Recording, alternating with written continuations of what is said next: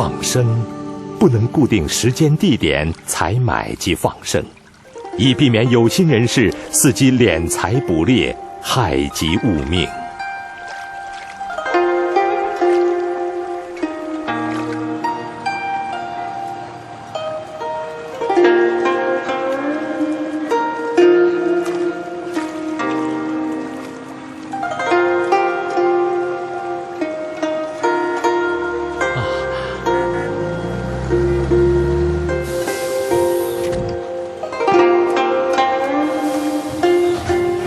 阿弥陀佛。哟，李居士来了，杨居士没一起来吗？杨居士一会儿到。您看，知道你们每个月的初一、15都要来这里放生，所以我都给你们准备好了。真是谢谢您了。我马上给您送过去。谢谢。放生的仪式结束后，被放生的苦难众生重回自然，欢喜无比。阿弥陀佛，阿弥陀佛，阿弥陀佛，阿弥陀佛。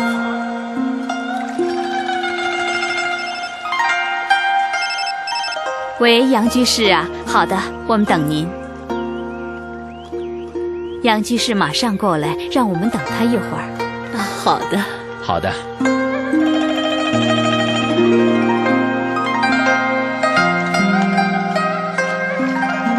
哎，你们看，他们干什么呢？那个人是在捕鱼吧？我们快去看看。赶快！那个人怎么这样啊？别人刚刚放生，他就杀生。话可不能这么说，他们要不是把鱼放生在这里，那个人想捕也捕不到。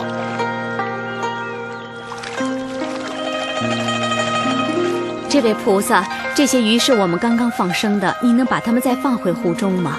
这位菩萨，你就发发慈悲心，把这些可怜的鱼给放了吧。为什么放了？我们对待众生都该有慈悲心呢。你有啊，我没有。菩萨教导我们诸恶莫作，众善奉行。我又没做什么违法的事情，只是捕些鱼罢了。再说了，这湖又不是你们家的，凭什么你们能来这儿放生，我就不能来这儿捕鱼呢？那你也不能在我们一放生完就来捕鱼啊。那你告诉我该什么时候捕鱼？你就不应该抓这些鱼。不抓鱼我吃什么？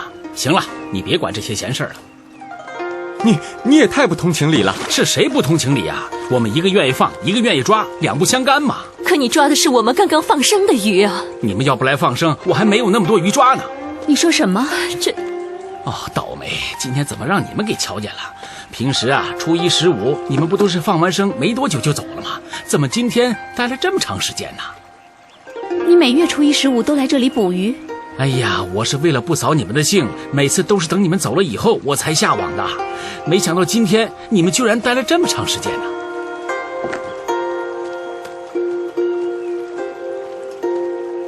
李居士，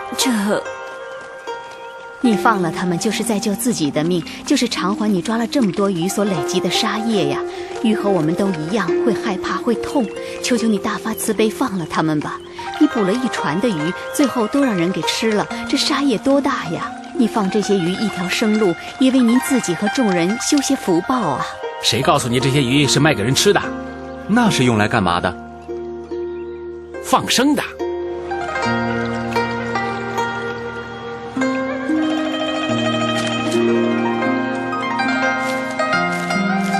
罪过呀，罪过！我们只想到要放生修福报，却反而伤害了物命，让他们遭受了更大的苦难。你们才买鱼啊？李居士，还需要鱼吗？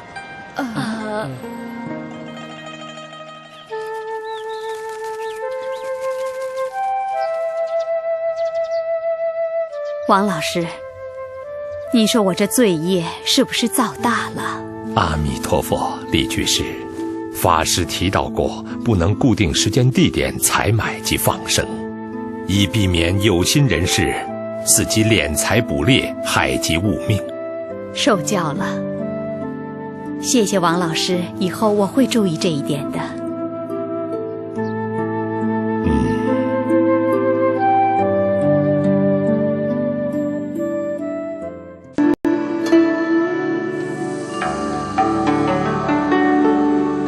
度，以布施为首。布施分财布施、法布施、无畏布施。难能可贵的是，放生功德3种布施一概具备。王老师，李居士，请坐吧。王老师，明天放生的鱼和车子我都安排好了，我明天一早就可以出发了。李居士，您要不嫌我啰嗦，有些话我还要跟您说说。我们首先要了解，放生是救众生的命，安众生的心。是的，要处处细心，处处为这些众生着想，要能够感同身受才行。你看，鱼店老板一听到我们要买鱼放生，为了赚钱，他会去调集各店的大小鱼类，等着我们去买。这样子本来是很好的，全市的鱼都集中在一起，由我们来放生，不就等于是全国大赦一样吗？所有的鱼都能够在这一天重获自由。是啊，但是放生不能只考虑到我们人类的方便，而提早预定要放生的物类，必须从众生的感受出发，妥善考量放生的过程是否能让众生的身心没有畏惧，不能先去预定，让商家定期提早抓捕。放生要设身处地，为众生着想。阿弥陀佛。阿弥陀佛。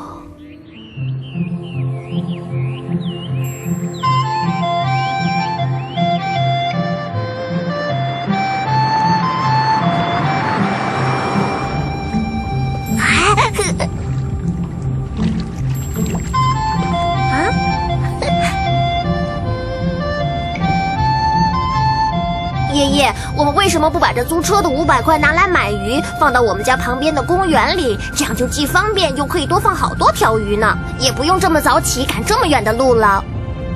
阿正，我们放生首先要想到的是众生的感受。是啊，阿正，爷爷说的对。可是放生不是买的越多，然后放的越多越好吗？放生是培养我们自己的慈悲心，用真诚心去对待众生，保护众生。至于放多少条，要看当时的条件和自己的能力了。有钱的可以出钱，没钱的可以当义工，或者心里赞叹放生，功德都是无量的。原来是这样啊！还有就是放生要选择没人去的地方，环境条件或水质要适合这种物类的生存，尽可能要设想周到，才能让被放的物类存活下去。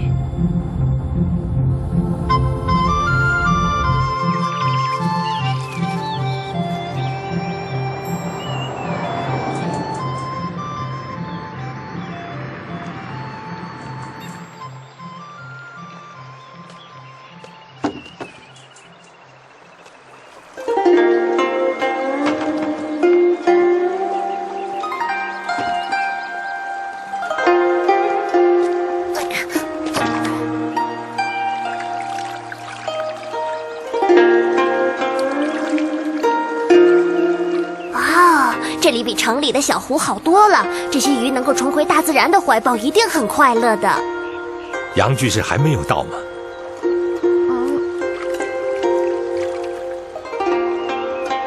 我们不能再等了。王老师，我答应等他的，如果不等他，那他的功德不就……老法师告诫我们，放生的仪式要简单隆重，放生的过程要迅速确实，不可因人为因素拖延了放生，让众生多受不必要的痛苦。放生和做其他的功德不一样，我们可是在救人家的性命。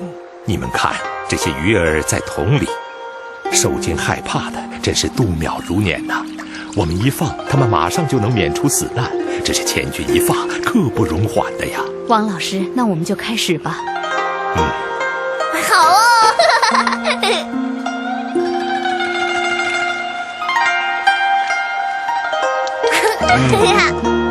哇哦！我回来了，还好你们没有等我，那厕所实在是太远了。3种布施俱全，放生第一，放生的功德真是不可思议。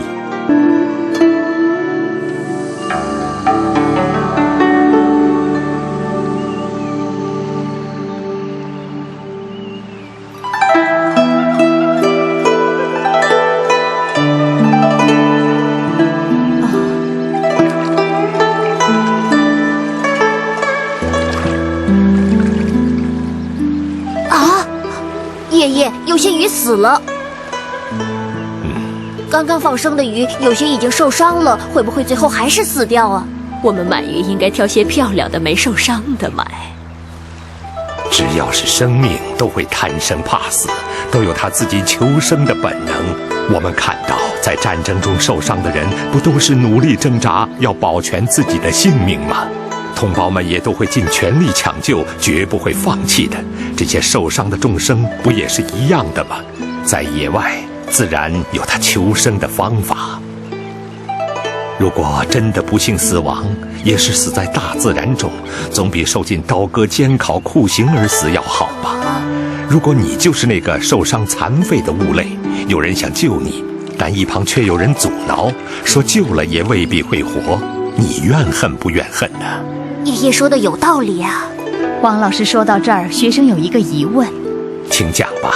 有很多人说放生就是放死，这对吗？王老师，我想说说。说吧。放生过程中死掉的物命不到1%，绝大多数物命都可以重拾生机，回归自然。如果因为极少数生命的死亡就不再放生，那么所有的物命就不再有存活的机会了。就好像我们曾经因为吃饭被噎到就不再吃饭，是一样的道理啊。对，我们在放生的过程中，为这些因为造作恶业而沦落畜生道的众生皈依。在皈依的过程中，他们亲自听到了佛中之王阿弥陀佛的圣号，以利耳根，永为道种。我们在他的心田中种下了脱离六道十法界、得生极乐世界的种子。对这些众生来说，这可能是他们千百亿劫以来都不曾遇到过的殊胜机缘呐。等到哪天这些众生的道种因缘成熟，他就能成佛，回过头来度化众生，这是多么殊胜的事业呀！谢谢老师指点。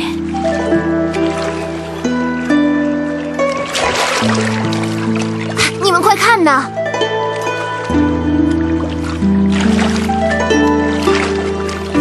爷爷，我们这边放生，他们那边捕鱼，那不跟没放一样吗？孩子记住，放生是善，自然有放生的善报，捕杀也有捕杀的恶果。我们两边各自受各自的善恶报应，总不能因为别人作恶，我们就停止修善了吧？这是两回事。说的是。可他抓那些可怜的鱼，总是不好的嘛。那让我们跟他说说，让他放下屠刀，立地成佛，怎么样？好啊！传家，传家，传家。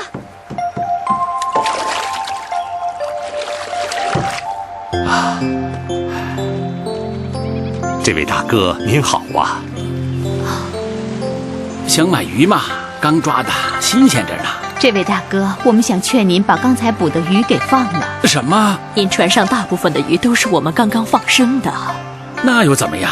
这位大哥，今天我们碰到一块儿，那都是缘分呐，包括这些鱼也是。您抓的这些鱼，很有可能是我们过去不知道多少世的父亲、母亲、兄弟姐妹，只不过他们已经随业受报，换了另一种形体了。啊，是啊，是啊。那么多抓鱼杀猪的，不都没饭吃了？只顾鱼不顾人，好像说不过去吧？法师讲过，士农工商每一种行业都可以赚钱养家糊口，并不是说非得要杀生才能赚钱，不杀生就得饿死呀。您看您船上这些肚子肥肥大大的鱼，那不都是一位位四处辛勤觅食的慈母吗？它与我们人类有何区别？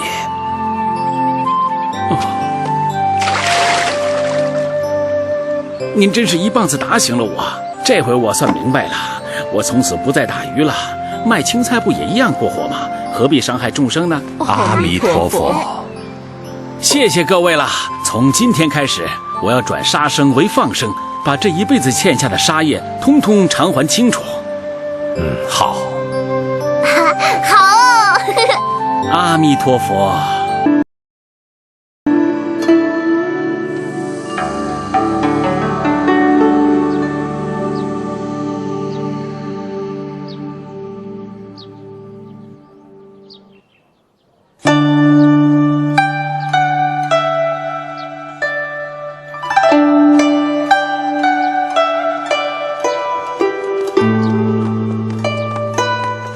爷，那边在募捐。我们过去看看。爷爷，咱们也捐点钱吧。好。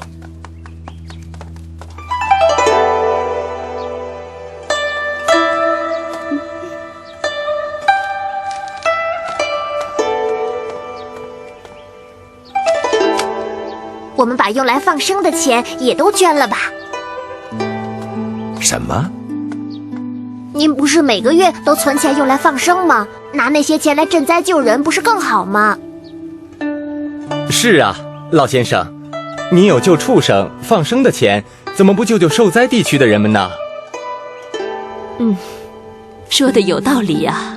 我们学佛的人戒杀放生，就是将慈悲心普及一切物类。对畜生道的众生尚且如此，又何况对万物之灵的人类呢？当然也要尽力帮忙解决眼前的急难，只不过我们要分清楚对象因果。贫苦受灾的人们固然要亟待救助，但总的来说，两者不能互相取代。这些众生如果不去买下它放生，那他很可能马上就要面临被宰杀烹烤的命运了。他们需要救助也是很明显的。要知道，我们只是一念之差，就错落因果。对于这些生物，佛都视为子女，救一个物命，就是救一位佛子女的性命啊！老先生，放生是好事，没错，但是现在发生了重大的灾难，怎么不先救灾呢？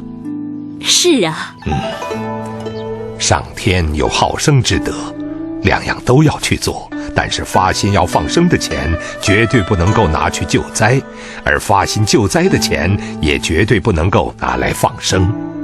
至于众生千万怎么能放得完的问题，我们只要尽自己的能力，随缘去放生，就算条件不足也随喜赞叹，这样也就能功德圆满了。就好像是我们的父母逐渐年老，毛病也会越来越多，总不会毛病多到一定程度就放弃医治了吧？我们也是耐心的四处寻找名医，一条一条的来诊治啊。要知道，这道理是一样的。放生的精神就在于，对于命在垂危之际的众生，如果当时的条件能力足够，就发慈悲心予以解救。简单的说，放生也就是赎罪，赎今生累世所积欠下的无数杀生罪。如果不积极的去放生，这些杀业的苦报还要受到何年何月才受得尽呢？多谢老先生指点迷津。阿弥陀佛。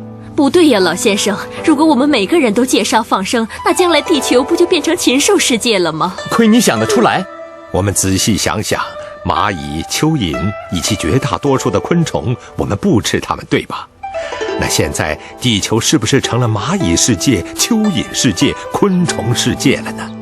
自然界的一切，乃至于物类的数量，会自然地趋向平衡状态。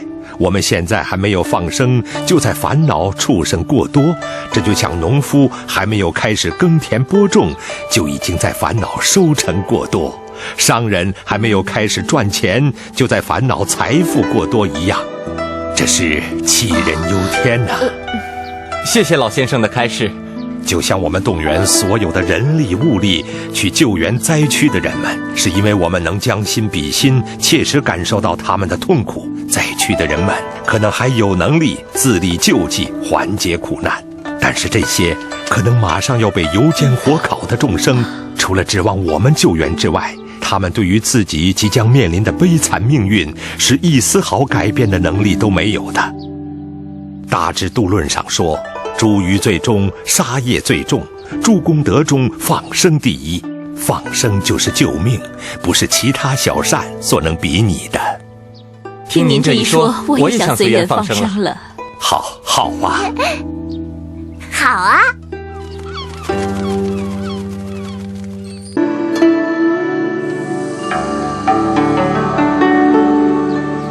有人说，如果人人都吃素不吃肉，就没有再杀，就是最彻底的放生，就不用再放生了。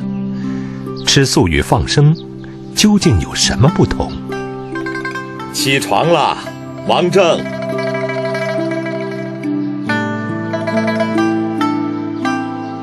王老师，我来了。哦，用过了吗？用过了。王老师，放生的鸟都运到了，就在外面等着呢。好，我和王正吃完就可以出发了。怎么了，王正？没睡好？你昨天晚上睡得挺早的，怎么还是无精打采的呢？孩子都这样，总是睡不够。一日之计在于晨，要养成早起的习惯才好啊。今天是星期天嘛？就是星期天，大家才比较有空参加放生啊。我听别人说了，吃素就是放生了。我现在已经吃素了，不就等于放生了吗？吃素和放生是相关的。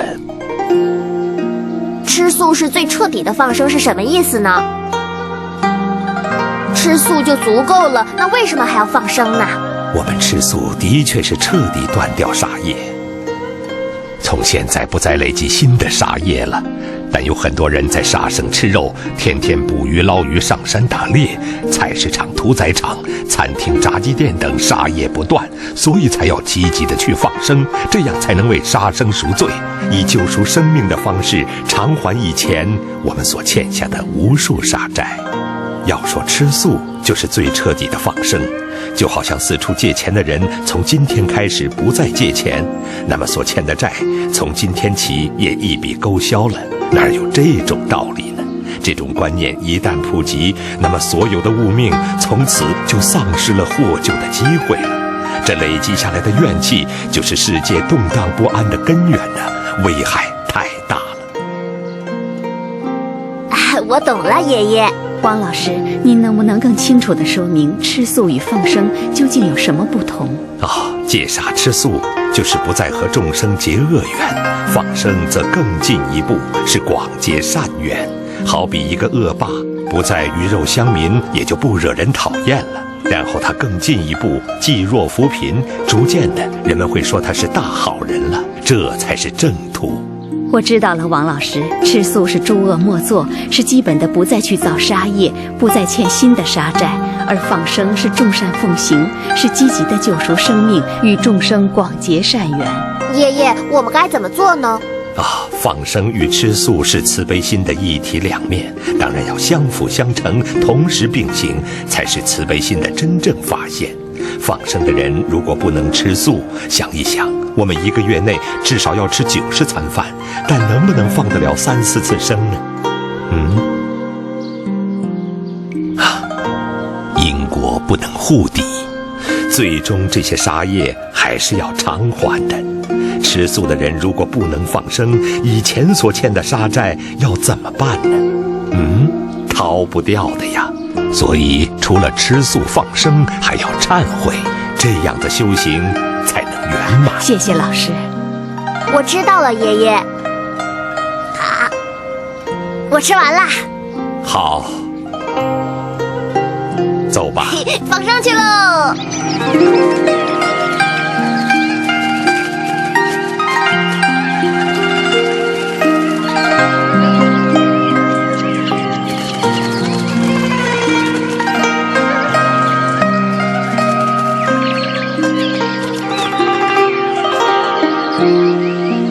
南无阿弥陀佛，南无阿弥陀佛，南无阿弥陀佛，南无阿弥陀佛，南无阿弥陀佛，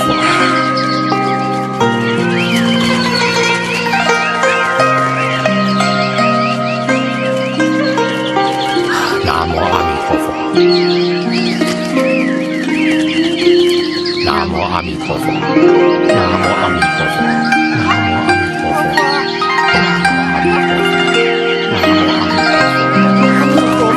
阿弥陀佛，阿弥陀佛，阿弥陀佛。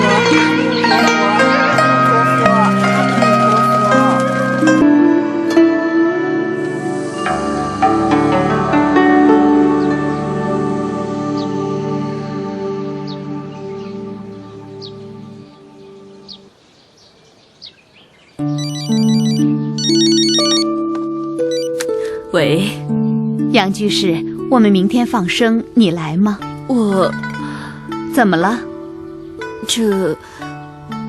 你怎么了？我能帮忙吗？可是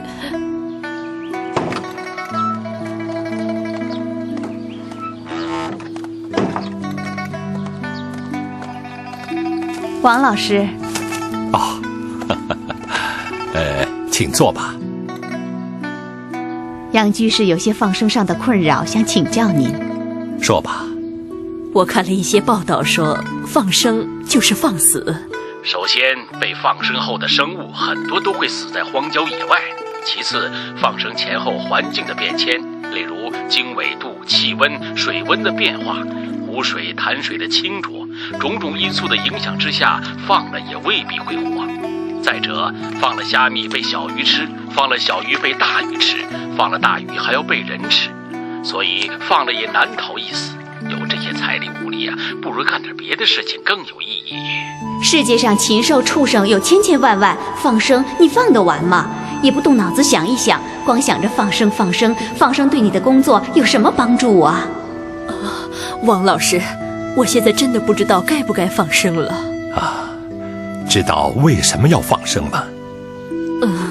放生主要在培养我们的慈悲心。至于不同的物类之间有猎食者与被猎食者的关系，就算我们不放生，这种猎食关系也还是存在的呀。这就是无量劫以来互相欠下的杀业因缘所形成的。哎呀，这是怎么回事呢？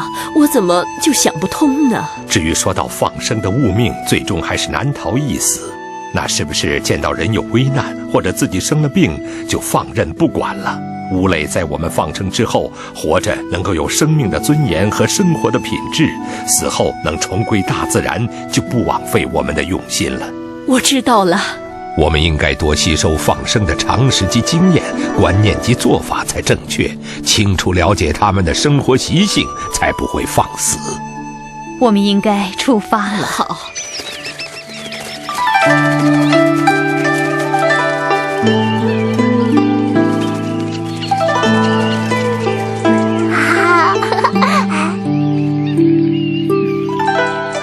看见这些鸟儿自由自在的飞翔，真是高兴啊！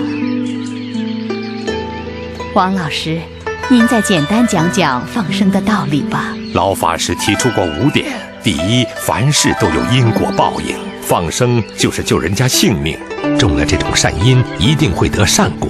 对别人的批评建议，要虚心的好好检讨，有错误的地方就要改，要做到如理如法。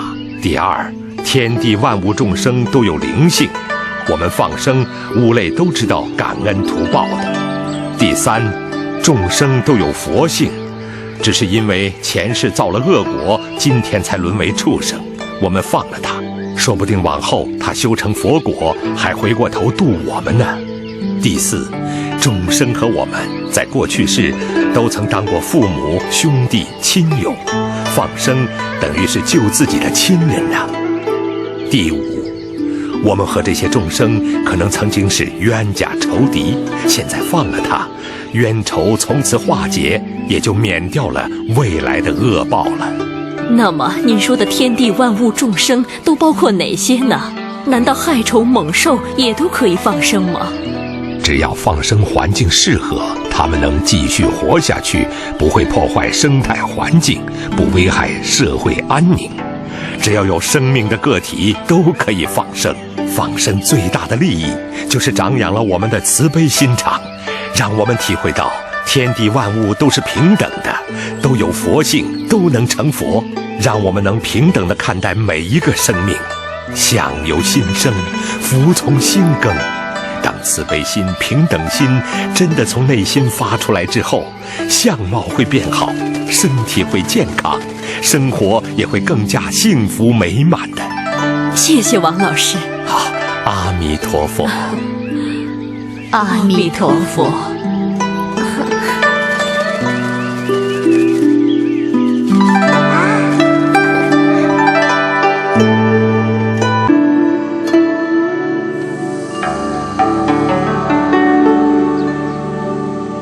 对于种种有关放生的质疑批评，我该如何回答？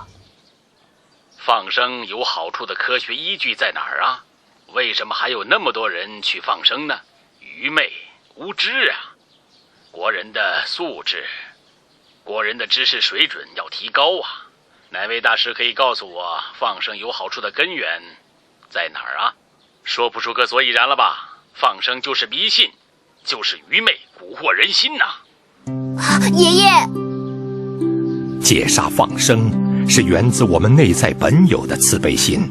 越有智慧的人，业障越淡薄，慈悲心就越显露，自然就能认同护生放生。业障越重的人越自以为是，他的慈悲心像太阳被乌云遮住了一样。至于他的学历和地位，那是他前世修福的果报，跟他是不是真的有智慧是不相干的两回事。反对、诽谤、阻挠放生的人不了解真相，就随便反对、阻挠人家去放生，因此让千千万万的物命无法获救，含冤而死。这可是非常严重的事情，一定要好好宣导，要不然中了恶因都还不知道。爷爷，他们为什么要这么做呢？很简单，不明事理。佛说众生皆有佛性，孟子说恻隐之心人皆有之。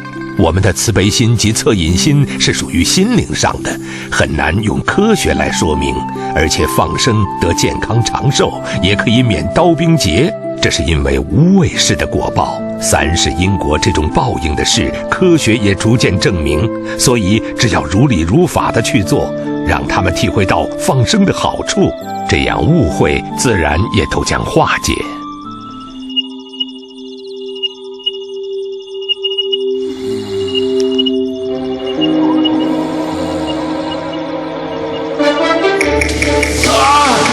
我怎么了？我怎么这么疼？哎呀！我怎么了？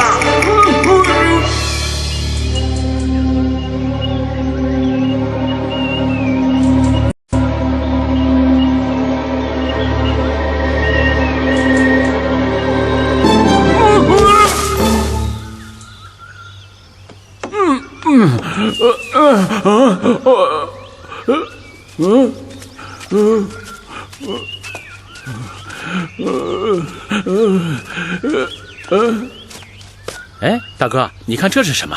从没见过怪东西。看起来他伤得不轻，我们是不是想办法救救他呀？我看不如抓回家再来吃了吧。拜托你救救我吧！你看你以前放生的那些，现在都怎么了？大概全都死在山里了吧？你放了它，最后不也就是落个被老虎、猛兽吃了的下场？那还不如给我吃的好。大哥，您打猎已经欠了很多血债了，少杀一条是一条吧。对，它生下来就是注定要给人吃的，吃它那是天经地义的事情啊。谁让你吃啊？大哥，您发发慈悲，让他留在这儿吧，让他在这待一晚上，说不定啊，他还就恢复了呢。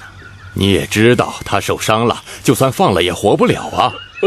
求求你救救我！大哥，这种动物我们从来没见过，可能是快要绝种的动物吧。嘿，那就更好了，吃一回稀罕玩意儿，说不定特别的滋补呢。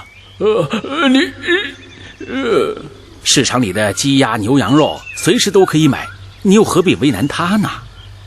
这种怪东西放了，说不定还会影响我们这儿的风水呢。我看还是吃了算了。大哥，你怎么执迷不悟呢？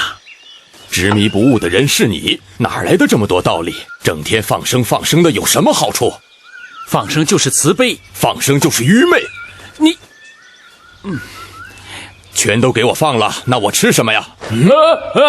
救命啊！别杀我！别杀我！阿弥陀佛。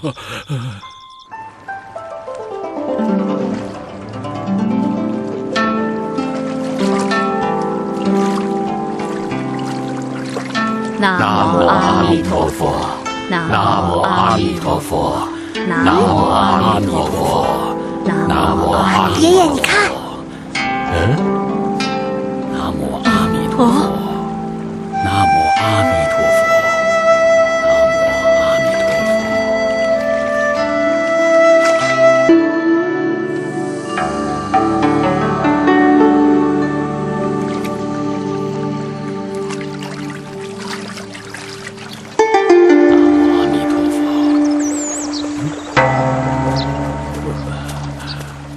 您不是说放生就是愚昧吗？不可以这么没礼貌。我老教授，我们欢迎您来放生。是啊，欢迎你。愚昧的是我呀！一念地狱，一念天堂。只要我们把握住当下的这一念真诚慈悲，过去的我们就不要再多想了。从现在起发心放生，一样功德无量。谢谢大家。阿弥陀佛，你看看，这也是您佛缘深厚啊。这个梦可真是当头棒喝，在猎人刀子过来的一瞬间，我才体会到我错了。因为你以前反对和阻挠人家放生，跟众生结下的冤仇太深太重了，所以菩萨慈悲用这个梦境来点醒你。你梦中的那个樵夫就是你的慈悲心，那个猎户就是众生的怨念，恶念的力量压过慈悲心，你施加给众生的冤屈痛苦，自然就绕回来加到你的头上。我也不知道我以前到底怎么了，那么肆无忌惮地反对放生，现在想起来真是一身冷汗呐。哎，如果那些还在反对放生的人也能像您这样就好了。为什么现在反对放生的人那么多呢？因为放生是最简单易行的消业障方法。我们累劫多生以来，多少冤家债主，哪里肯让我们这么轻易的就消除业障，成就道业？自然是千方百计运用各种方式混淆视听，阻挠我们放生啊！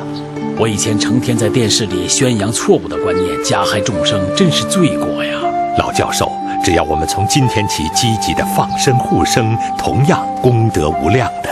首先，我要承认我犯下的错误，不知有多少生命因我而受苦受难。今天我要声明，放生就是智慧，放生就是拯救我们自己的良知。对呀，这位老教授觉悟了。好像还是有很多人不支持放生。我也觉得现在提倡放生很难，这是为什么呢？现在是末法时代，众生业障深重，福分越来越薄，大多数人被自己的欲望牵着鼻子走，把杀生害命当成是享受，把修善积福看成是愚蠢，失去了分辨是非善恶的能力。放生的因果道理相当深奥，被世俗偏见所阻碍的人们对放生没有办法升起信心，也是理所当然的。我一定要让大家知道放生很快乐，要让更多的人也来放生。再说，放生一定要很小心，不能随便放。有人把鳄鱼放到公园里的水池内，造成游园大众的惊慌；也有人把一些毒蛇放到市区内的小山坡上，造成社区住户的恐惧。这样的放生一定会破坏社会的安宁，自然被人反对。所以在发心放生前要计划周详，这样被放的物命才能继续活下去。天地万物都有灵性，哪有不知道感恩图报的？也许下辈子还得靠它来救我们呢。尽管放心的去放生，要知道种什么因就一定能得什么果。放生就是救众生的命，要吃肉杀生就是害人家的命。恶因恶果，善因善报，跑不了的。所以戒杀放生，功德无量无边。阿弥陀佛，阿弥陀佛，阿弥陀佛。王老师，放生的物命总是有些会在过程中死亡。对于这些死亡的物命，我们抱什么态度呢？老法师告诉过我们，福报最大的莫过于这些经过放生、皈依、念佛一事之后当天命中的众生了。相信他们能够藉此早日脱离三恶道，早日转生念佛修行，往生西方极乐世界。这样的殊胜因缘去哪里找啊？所以我们只管发慈悲心，救赎生命，设身处地地为每一个生命着想。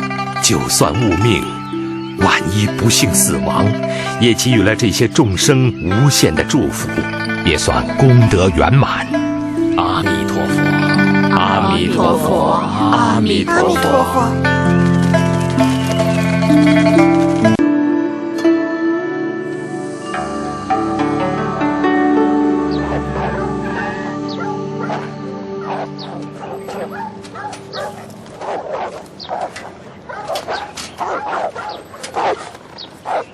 黄老板，货到了，你看。真巧，正好没狗肉下锅，客人们都等着呢。那好，马上给您卸货。哟，熊总，您来了。今天您一个人啊，还是上老包厢吗？哎，我学佛了，不但不是来吃狗肉的，还是特地来买狗放生的。哦，这些狗我全要了。放生？熊总，这客人还都等着呢，您就给留几只吧。怕我没钱呐，我多给你钱。不是钱的问题，这里有10几只狗呢，你也没地方放啊。谁说没地方放啊？放西郊后山呢。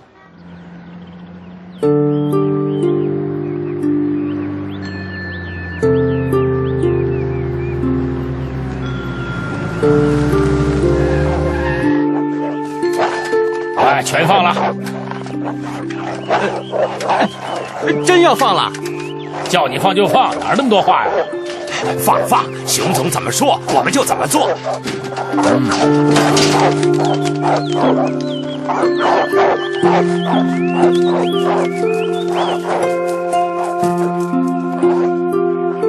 哈哈哈哈，这可是大功德呀！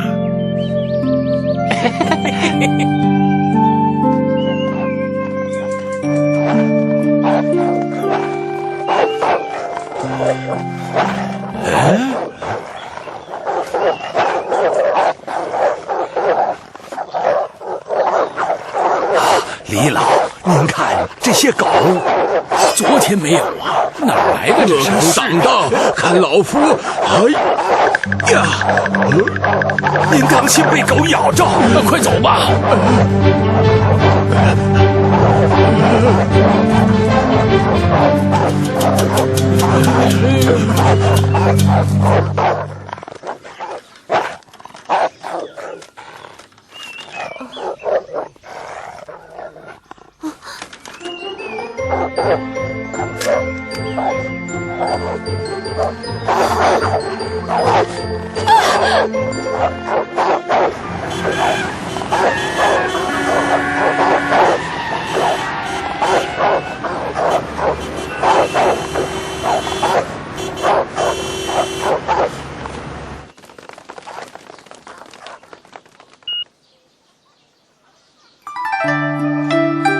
爷爷，那些狗是不是人家放生的呀？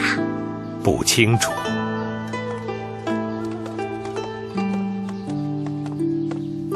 王老师，这位熊先生想和您谈一谈。哦，有什么事吗？那些狗都是我放的。哦，熊先生，这么多狗因为您而绝地逢生，这可是大功德一桩啊！只是如果能够在放生之前仔细地评估对放生地点的冲击与影响，做好放生场地后续运作的规划等，那就更加的功德圆满了。啊，早该向你请教的。那还有什么该注意的呢？还有要配合国家的法令政策，有些地区禁止野放特定物种，有些地区要事先提出放生申请。最重要的是，放生是安众生的心，要细心周到，处处为众生着想。谢谢王老师。阿弥陀佛。阿弥陀佛。阿弥陀佛。我有一个办法，我想请些人把这些狗都找回来，在这儿建个爱心园，让街上的流浪猫、流浪狗也都能住在这里。好，如果能请兽医先做结扎手术，或是公母分开饲养，那会更圆满的。无畏布施得健康长寿，您真是这些众生的大菩萨呀，熊总。是啊，慈悲救命，功德无量。应该的，应该的。那些流浪狗真可怜，它们对主人永远都是忠心耿耿的，但它们的主人却狠心地抛弃了它们，它们一定很伤心的。小郑说的对，既然养了它，就不应该喜欢的时候爱得不得了，不喜欢的时候就把它们丢弃。我们对动物也应该有一份道义情义呀。对，有缘才会共聚一堂，应该像对待家人一样疼惜他们。但愿众生得安乐。阿弥陀佛，阿弥陀佛。佛。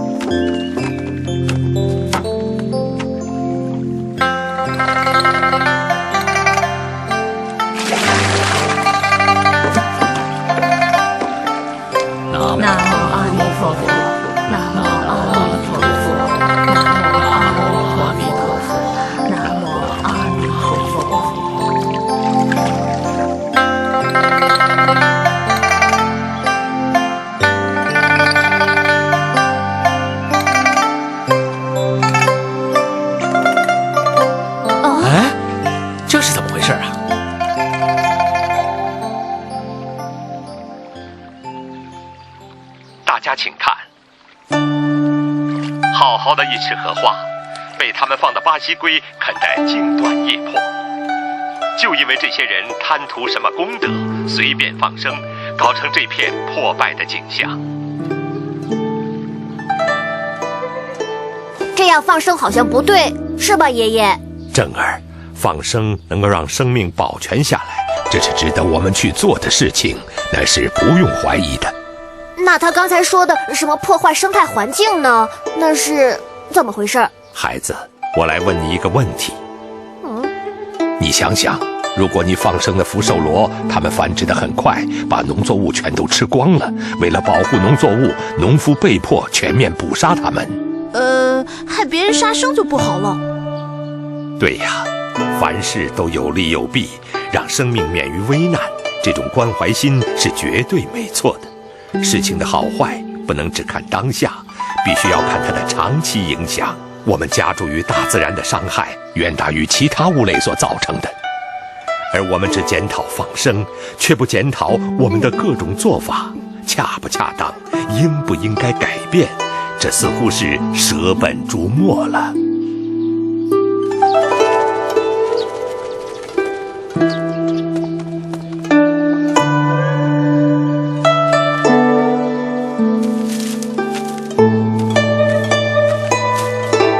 王老师，我们来了。叔叔阿姨好。小郑你好。王老师，熊总他们我都知道了。请坐吧。王老师，我们当时确实不知道那是外来物种，也没有考虑到荷花会被啃掉，只知道那些巴西龟马上就被杀掉，就全都给买下来了。没想到引来这么多的指责。我知道您不要太过自责了，可这荷花的确是因为我放生而毁了的呀。放生绝对是正确的，不要让这次不好的经验动摇了这珍贵的一念慈悲。是啊，熊总，不要因为这一点小挫折就完全否定了你放生的慈悲心和善行啊。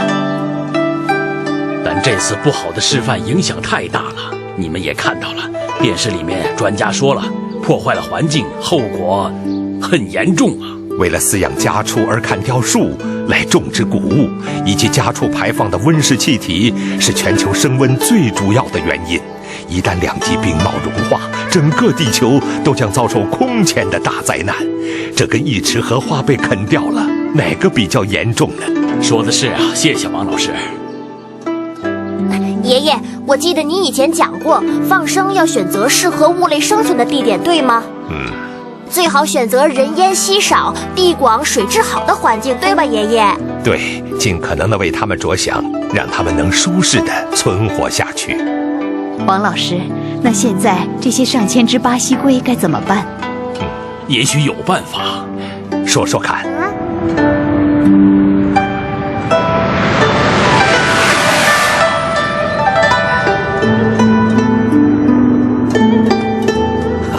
这次真得谢谢你了。我应该谢谢你们才对，让我学到了放生的真谛，也给我一个放生修福的机会。巴西龟能够回到自己的家乡，一定很快乐。阿弥陀佛，阿弥陀佛。